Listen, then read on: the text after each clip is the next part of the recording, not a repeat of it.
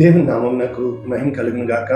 ప్రభునందు ప్రియులరా, మన ప్రభువు రక్షకుడునైన క్రీస్తు యేసు పరిశుద్ధ నామములో మీ అందరికీ శుభములు. 19వ తేదీ ఫిబ్రవరి మాసము 2026వ సంవత్సరం.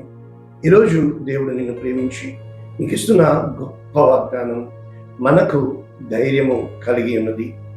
మనకు ధైర్యము కలిగి ఉన్నది. హెబ్రీయులకు రాసిన పత్రిక 10వ అధ్యాయము 20వ వచనం, పూర్తి వచనము, ఆయన రక్తము వలన పరిశుద్ధ స్థలమునందు ప్రవేశించుటకు మనకు ధైర్యము కలిగి ఉన్నది గనుక దేవుని ఇంటి పైన మనకు గొప్ప యాజకుడున్నాడు గనుక అని చెప్పబడుతుంది. ఇందుచేత మనము ధైర్యము కలిగి ఉండేవారుగా ఉంటున్నాము. ఈ వాక్యాలు మనం చూసినప్పుడు ఇంగ్లీష్లో new international version, Hebrews chapter 10 verses 19. Therefore, brothers and sisters, ఇందును బట్టి సహోదరులారా సహోదరులారా, since we have confidence to enter the most holy place by the blood of Jesus, యేసు క్రీస్తును బట్టి అతి పరిశుద్ధ స్థలములోనికి మనము ప్రవేశించుటకు ధైర్యము కలిగి ఉన్నాము. ఇది వాక్యము. అంటే we have confidence. ఎలాగా? ఈ వాక్యము నేను నేర్పించే ముందు మొట్టమొదట మనుషులు దేవుణ్ణి బట్టి, అంటే దేన్ని బట్టి ధైర్యం తెచ్చుకునే వారంగా ఉంటారు. ఏమైనా వస్తువు కొనాలనుకోండి, మన దగ్గర డబ్బు ఉందో లేదో చూసుకుంటాం. అది వస్తువు కనుక విలువను బట్టి డబ్బు మన దగ్గర ఎంత ఉంటే అది సరిపోతుంది. అయితే ఒక ప్రయాణం చేయాలనుకోండి, వెళ్ళి రావడానికి ఖర్చు ఎంత అవుతుందో మనం చూసుకున్న బద్దులమై ఉన్నాం. అదే ఒక ఇల్లు కట్టాలనుకోండి, అది చిన్నది కాదు, అది పెట్టుబడి పెడుతూనే ఉంటుంది. అందుకని దాన్ని బిల్డింగ్ అంటారు. కనుక అంటే డబ్బే, కానీ ఒక్కసారి రోగం వచ్చిందనుకోండి, అది ఎంత వరకైనా కూడా నిన్ను తీసుకుని వెళ్ళిపోతుంది. కనుక మొట్టమొదటి మనిషి ఆధారపడేది తనకి ఏది కావాలన్నా ధనము. కనుక ధనాన్ని నమ్ముకుంటే గుణాన్ని నమ్ముకోలేడు. ధనము ఉన్న చోట విశ్వాసం ఉండదు, విశ్వాసము ఉన్న చోట ధనమునకు ప్రాధాన్యత ఉండదు.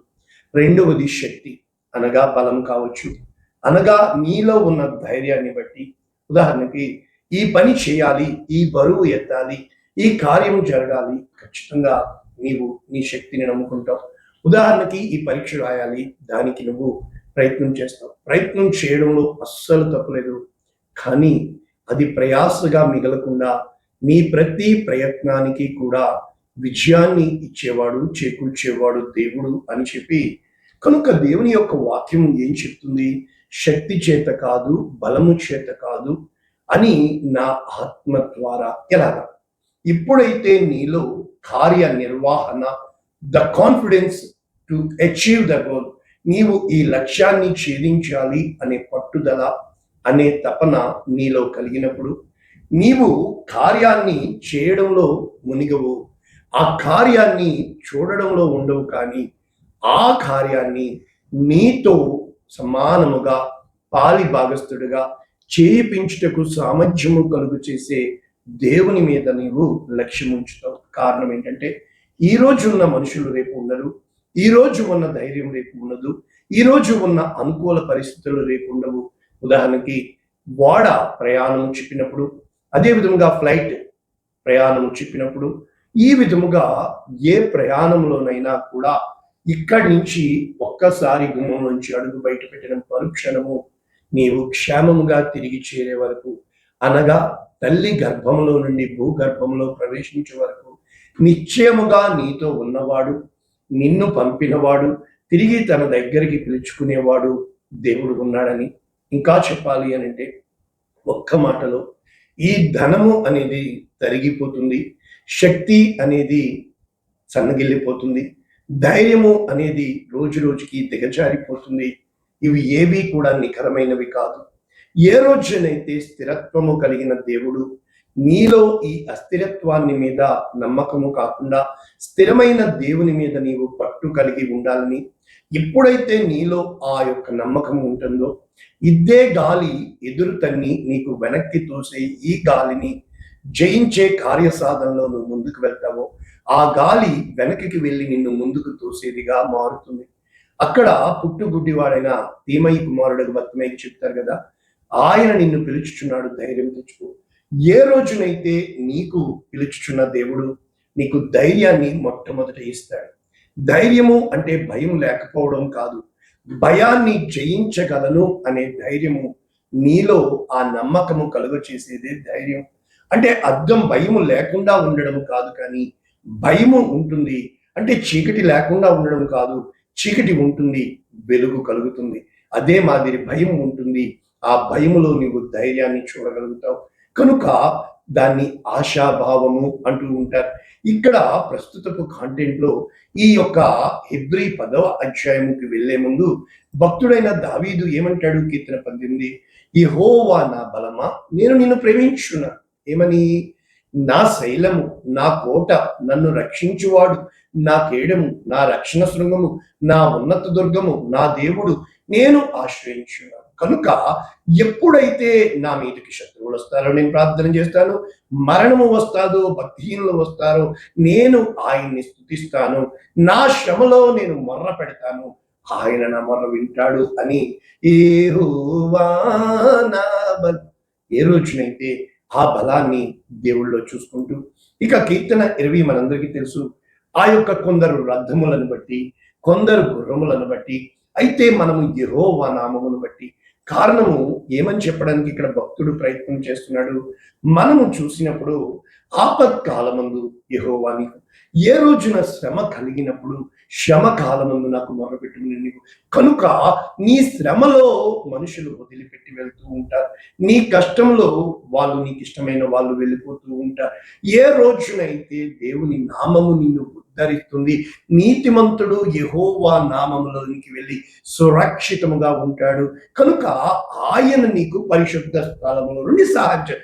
అయితే ఈ పరిశుద్ధ స్థలములో నివసించువాడు మహా తేజస్సులో సమీపింపరాని ఆ యొక్క దివ్యమైన మహిమలో దేవుడు ఉండే స్థలము పరిశుద్ధ స్థలం. మనము అపవిత్రులము, పాపులము. మరి మన వంటి పాపాత్ములు దేవుని పరిశుద్ధ సన్నిధిలోనికి ఏ విధముగా వెళ్ళగలుగుతారు అన్నది చెబుతూ, యెహోవా నీ రక్షణ బట్టి మేము జయాన్ని ఉత్సాహముగా చేర్చు, ఉత్సవ జయధ్వనులు చేస్తూ మా ప్రార్థనలు దేవుడు ఆలకిస్తాడని, మమ్మల్ని రక్షిస్తాడని, మేము కృంగి నేల మీద పడినప్పుడు మమ్మల్ని నిలవబెడతాడని.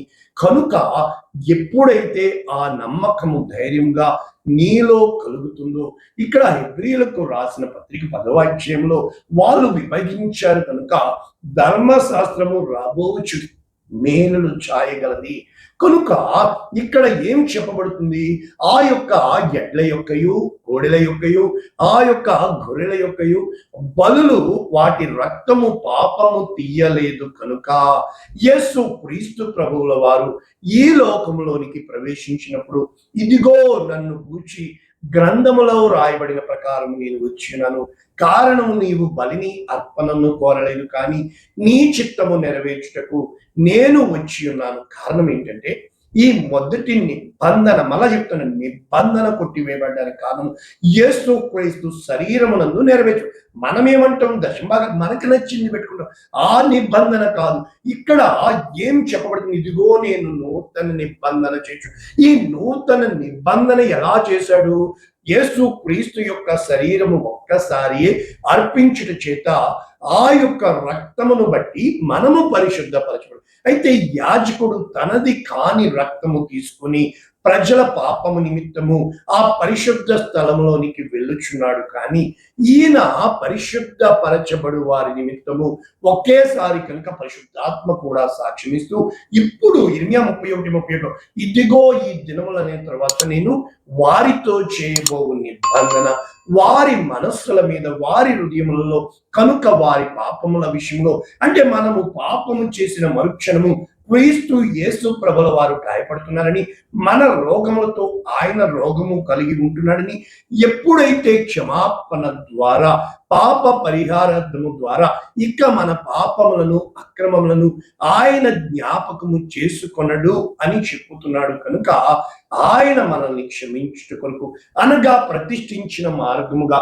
అనగా నూతనమైనది, జీవము కలిగినది అని ఆయనే మార్గముగా, ఆ మార్గములో ప్రవేశించుటకు శిలువ రక్తము వలన నిష్కలంకమైన నిర్దోషమైన గొర్రెపిల్ల, వధించబడిన గొర్రెపిల్ల రక్తము ద్వారా కనుక మనకి ధైర్యము కలిగి ఆయన మందిరంలో ప్రవేశించడం.